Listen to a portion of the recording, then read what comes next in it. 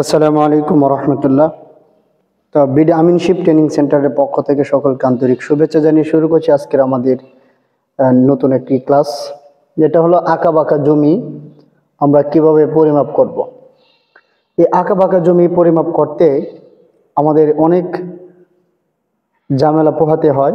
তো আমরা এখানে যেটা দেখব, এটার মাধ্যমে আপনারা খুব সহজে পরিমাপ করতে পারবেন। এখানে খেয়াল করবেন, আমরা এখানে একটা গড় এঁকেছি, এটা উত্তর, দক্ষিণ, পূর্ব, পশ্চিম।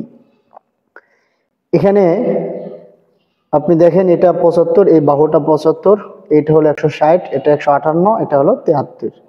তো চারটা বাহু আমরা প্রথমে দেখলাম, এটা 75, এটা 73, এটা 160, এটা হলো 158। এখন যেহেতু জায়গাটা কিছুটা আঁকা বাঁকা, সুতরাং আমরা ভিতরে আরো কয়েকটা মাপ নিলাম, 1 2 3 4, ভিতরে আরো 4টা মাপ নিলাম। তো এই বাহুটা হলো 75, এই ভিতরে একটা মাপ নিলাম, এটা হলো 75, এটা ভিতরে আরো একটা নিলাম, এটা 73, এটা ভিতরে আরো একটা নিলাম, এটা 74, এইদিকে একটা নিলাম, এটা হলো 72। এখন এই মাপগুলো কেন নিতে হয়? মাপগুলো নেওয়ার প্রয়োজন হলো, এই আঁকা বাঁকা জমি আমরা যত বেশি মাপ নিব মাঝখান থেকে, তত আমাদের জায়গাটা পরিমাপ করা ততটা নিখুঁত হবে। এই কারণে মাপগুলো নিতে হয়। তো আপনারা এভাবে প্র্যাকটিস করবেন, আপনাদেরকে যেভাবে দেখানো হচ্ছে। তো আমরা প্রথমে কি করি, আপনার এই যে মাঝ বরাবর আমরা যে নিলাম, এই সবগুলোকে আমরা গড় করে বের করে ফেলবো। প্রথমে আমরা সবগুলোকে এখানে যোগ করব। এই যে আপনার 73, 72, 74, 73, 75, 75, 1 2 3 4 5 6। তো এই টোটালি সবগুলোর যোগফল হলো 442। 442 হলো এই মাঝের সবগুলোর যোগফল। এখন এখানে কয়টা মাপ নিলাম? 1 2 3 4 5 6। আমরা এটাকে 6 দ্বারা ভাগ করে দিলাম। 6 দ্বারা ভাগ করার পরে আমরা এখানে যেটা পেলাম, এটা হলো 73.66। আমরা এখানে গড়ে কত পেলাম? 73.66।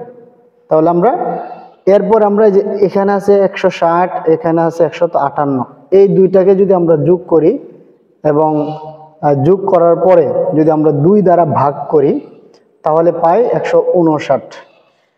কারণ আপনি কি করবেন, 160 এবং 158কে যোগ করার পরে 2 দ্বারা যখন ভাগ করবেন, তখন কি হবে, এটা অটোমেটিকলি 159 হবে। তাহলে আমরা এই দিকে 160 158 গড় আমরা পেলাম 159, আর এইদিকে সবগুলোর গড় আমরা পেলাম কত? 73.66। এখন আমাদের কাজ কি? এখন আমাদের কাজ হলো মাপা যে সূত্র একটা, এটা হলো যে গড় দৈর্ঘ্য গুণ গড় প্রস্থ।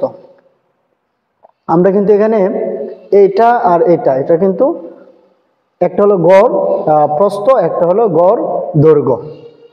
তো গড় দৈর্ঘ্য গুণ গড় প্রস্থ, আমাদের এখন এটা কি করতে হবে? এই সূত্রটা এখানে প্রয়োগ করতে হবে।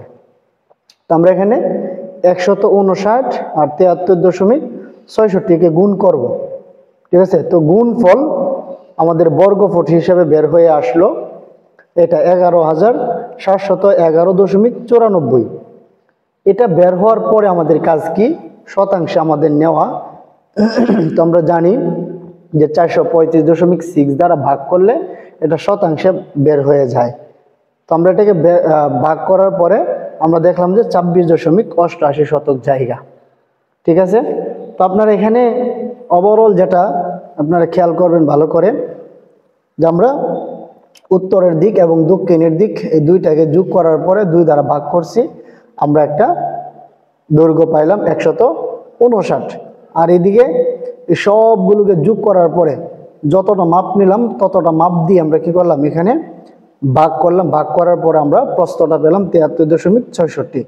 এরপরে যেহেতু আমরা দুটোটা পেয়ে গেছি, এই দুটোটাকে আমরা এখানে গুণ করলাম।